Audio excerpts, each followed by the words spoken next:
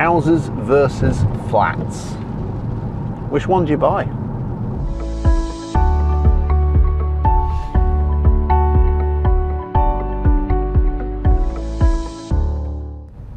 The ubiquitous topic, houses versus flats, which one should I buy?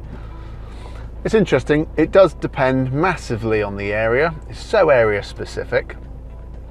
But one of my favourite buy-to-let investment haunts is good old Canford Heath, BH17 in Poole. So let's use that one as an example. Flats versus houses there as an investment. Well, there's two different elements of an investment.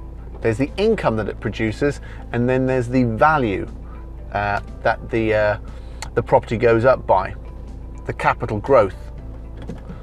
So you've got to decide, first off, are you the investor that's looking purely for the best income, or are you looking purely for the best capital growth, or are you looking for a bit of both? Okay, so let's imagine you've got £140,000 and we're going to rewind the clock 15 years. So 15 years ago, if you had £140,000 to spend, then, and you were looking in the Canford Heath area, you could have bought a one-bed flat for about 70,000 quid. The alternative was a two-bedroom house that was cost you 140,000 quid. So if you had 140,000 quid, you could have either bought two one-bed flats for 70,000 each, or you could have bought one house, one two-bedroom house for £140,000. Now, which one has done the best? Well, if we now go to today's value, those one-bedroom flats are now worth £120,000. So you would have made £50,000 per flat in capital growth.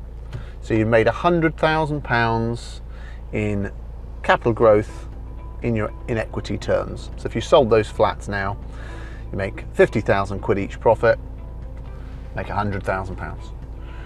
If you just spent that 140 grand 15 years ago on a two-bedroom house that you paid 140,000 for, they're now selling for about £220,000. So you'd have made £80,000 by opting for the two-bedroom house. So not quite as much as if you'd spread that £140,000 across two flats. The two flats would have rented out for, on average over that term, £550, so £1,100 a month rent. The average price that the two-bedroom house would have derived would have been about £800 over that period, £800 a month. So quite clearly, when you're talking about flats versus houses, over the last 15 years in Canford Heath, two flats wins, contrary to popular belief. The two flats wins on income and capital growth, contrary to popular belief. There are some areas though where it doesn't quite work out like that. In some pockets, let's say there's a part of BH12 in Parkstone where if you had done the same comparison and said, oh, I'm going to buy a flat against a house, well, 15 years ago the price hasn't changed for some flats in BH12. They haven't gone up in value one penny, whereas the houses have seen a sort of 40-odd% rise in some instances. So it's not always the same. You need to understand your marketplace. You need to understand all the little hot spots and all the cold spots too.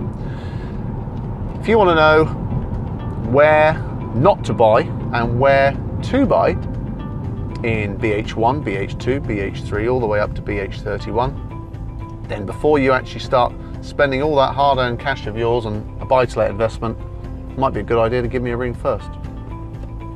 Speak to you soon. Cheers.